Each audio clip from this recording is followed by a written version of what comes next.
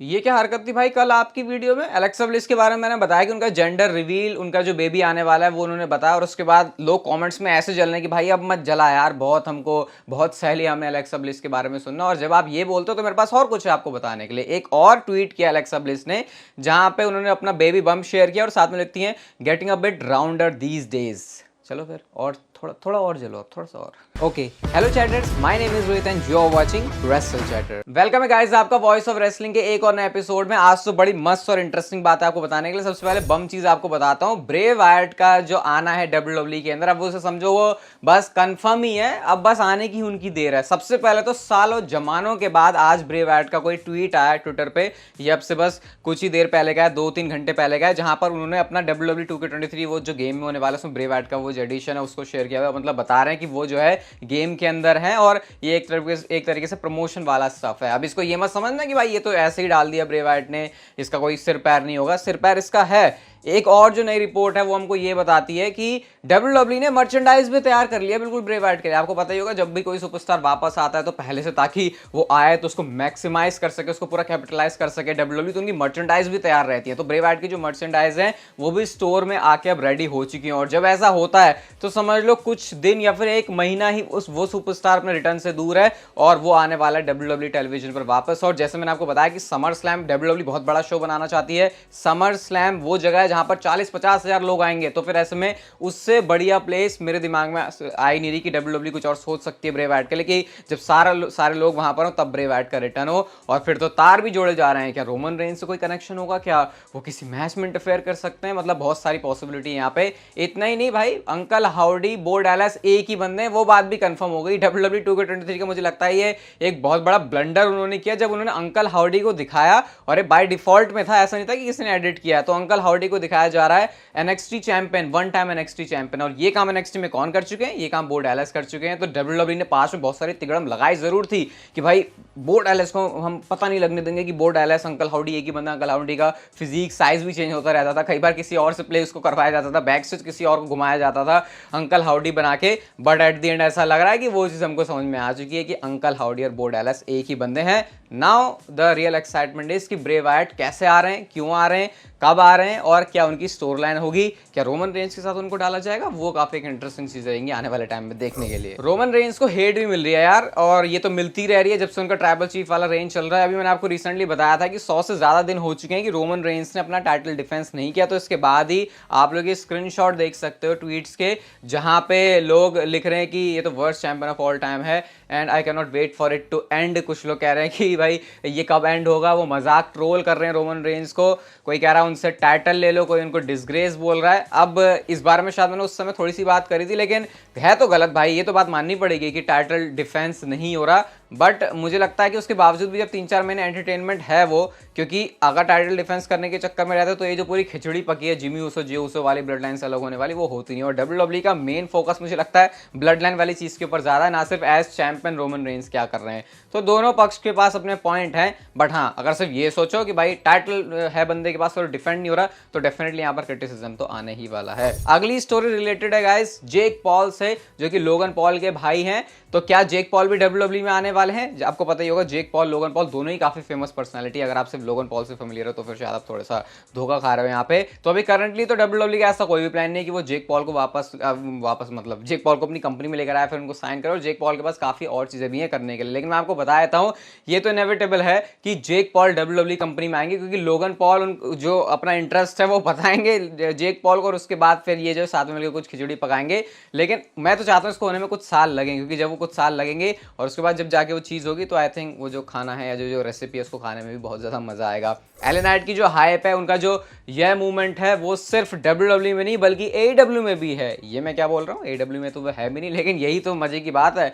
जो AEW के fans हैं वो AEW इवेंट में जाके ऐसे एलन नाइट के बारे में चैंट वगैरह कर रहे हैं। तो हाइप बाहर तक जा चुकी है एलन नाइट की, और ये बात डब्ल्यूडब्ल्यूई को अब समझने की जरूरत है। आई थिंक समझ भी चुके हैं, और शायद कुछ ही दिन हम लोग दूर हैं एलन नाइट को एज यूएस चैंपियन देखने में, ऐसा मुझे लगता है। एक अपडेट मैं आपको ये भी दे देता हूँ कि कल स्मैकडाउन खत्म होने के बाद सुबह तो वीडियो आएगी चैनल पे और साथ में दिन में भी एक वीडियो आने वाली है एंड वो काफ़ी डिफरेंट है, तो उसके लिए भी स्टे ट्यून्ड। बाकी ज़्यादा कुछ बोलूँगा नहीं वरना बोल तो देता है, तो आता कुछ नहीं है, तो कल वेट करना उसका। आई थिंक 12:30-1 बजे के आसपास आएगी। अगली स्टोरी की तरफ गाइस हम लोग चलते हैं और इसके बारे में आप लोग मुझे अपना थॉट जरूर बताना। जॉन सीना इफेक्ट के हम लोग बात करते हैं। जॉन सीना इफेक्ट एक नेगेटिव वाला इफेक्ट जो कि हमने WWE टाइम में देखा था, वो बेबी फेस वाला, कि कैसे इतना ज़्यादा जॉन सीना को फेस बनाने की WWE ने कोशिश की, जो कि वो बनी भी, लेकिन एक पॉइंट पर जाके सारे फैंस जो है टर्न हो गए थे जॉन सीना पे, इसलिए जॉन सीना सक्स के चैंट भी लगते थे जब वो आते थे। तो टॉमी ड्रीमर के अकॉर्डिंग यही सेम चीज कोडी रोड्स के साथ भी होगी अगर वो रोमन रेंज को हरा देते हैं और उसके बाद चैंपियन बन जाते हैं। इसके ऊपर आपका क्या सोचना है? सिर्फ ये एक टॉमी ड्रीमर का थॉट है, बाकी बात करने लायक तो उसमें काफी कुछ है। अपने आप लोग ज्ञान जो है कमेंट सेक्शन में जरूर मुझे बता सकते हो। सार्कास्टिक वे में नहीं बोल रहा, सही में बोल रहा हूँ। अगली स्टोरी की तरफ गाइस हम लोग चलते हैं और यार सेथ रॉलिंस के लिए थोड़ी सी एक नेगेटिव चीज है, और क्या सेथ रॉलिंस के पास से टाइटल भी चला जाएगा बहुत जल्दी। सेथ रॉलिंस ने लोगन पॉल के एपिसोड में, यानी कि इम्पल्स से पॉडकास्ट में इसको बताया था कि वो अपनी लोअर बैक की जो सर्जरी है उसको डिले कर रहे हैं काफी ज्यादा, लेकिन उनको इश्यू तो है वहां पे। तो अब एक पॉइंट पे जाके वो सर्जरी है उसको करवाने वाले हैं।